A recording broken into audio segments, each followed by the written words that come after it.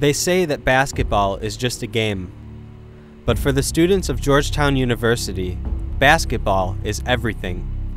Nearly 6 hours before tip-off, students were lined up outside of the Verizon Center in preparation for the big rivalry game against Syracuse. This is Andrew Rennie, a freshman who bleeds Hoya blue. Most of you are die-hard Hoya fans, the most devoted.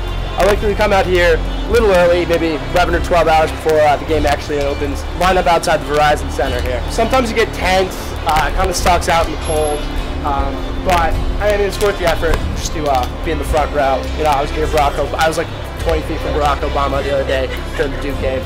So yeah, you get people with blankets, you know, tents, whatever, tarps, trying to you know, make it through the weather.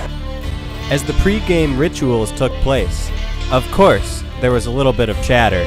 Why they're the orange? Because you can never grow an orange in Syracuse, New York. Yeah, being barren wasteland. It's over 32 like 6 days out of the year. Yeah. Operation Paint Our Chest right here. That's like a game, right, kid? So we need room to shake it.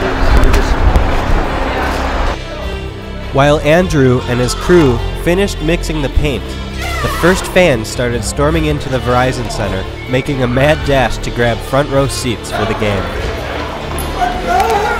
Meanwhile, after all of Andrew's hard work with mixing the paint for the game, it got stopped at the door and he had to go through one security guard to try to get it back. That's mainly us in the future, so we will make sure. What are you doing with the excess? We're just taking that, hopefully. I mean, when we're done, we can give it to you guys. I have a backpack. Well, that may stop you again, but okay. All right. You guys got me finished with it though here, right? I'd rather you check it and catch up. Once we're done with it? Yeah. Okay, thank you. Thank you very much.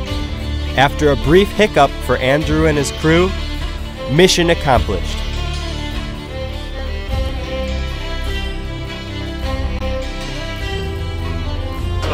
Alright, so we had this like gallon jug of gray paint, and they didn't want us to bring it in because they didn't want us being a mess and getting it all over the place. Eventually, through our powers of persuasion, we managed to get it in. Promised to be really neat about it. I also snuck blue and orange paint in my pants, so we have that too. Anyway, we gotta get to work. Just minutes before tip-off, emotions were high. Students were cheering, high-fiving, and occasionally smiling for the camera next to some very popular and attractive sports reporters. Before the first basket is scored, Andrew describes his excitement. This is when I'm feeling most fired up. I got my paint going. I got paint in my mouth, which is making me feel really weird. We're out there shooting layups. I'm getting soon enough the video's gonna come on. The team will come out, play the song and all that. This is my favorite time of the day. Right before the game starts. Got the seats, ready to go.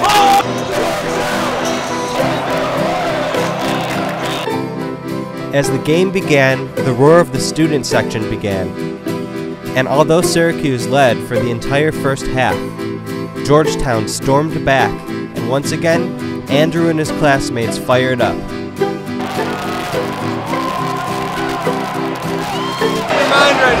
now. I mean, I can barely think. It's so close. We're on the precipice of victory. The very threshold of victory. I can only hope for the best. But I absolutely just I'm so excited.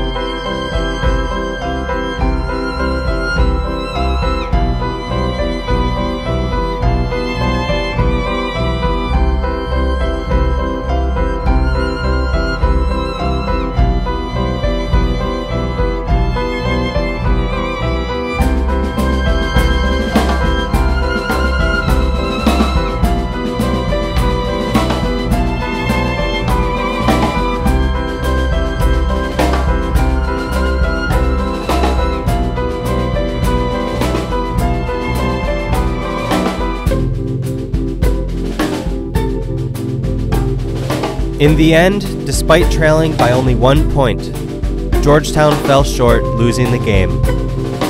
A bittersweet loss is what they call this. After investing all of their energy into this one game, with all of the emotional ups and downs, the students were left with that awful feeling of heartbreak. For the students of Georgetown University, basketball is everything. The one certainty after this game, the students will be right back there where they started at the beginning. Loyal fans cheering on their team. This truly is the thrill of victory and agony of defeat.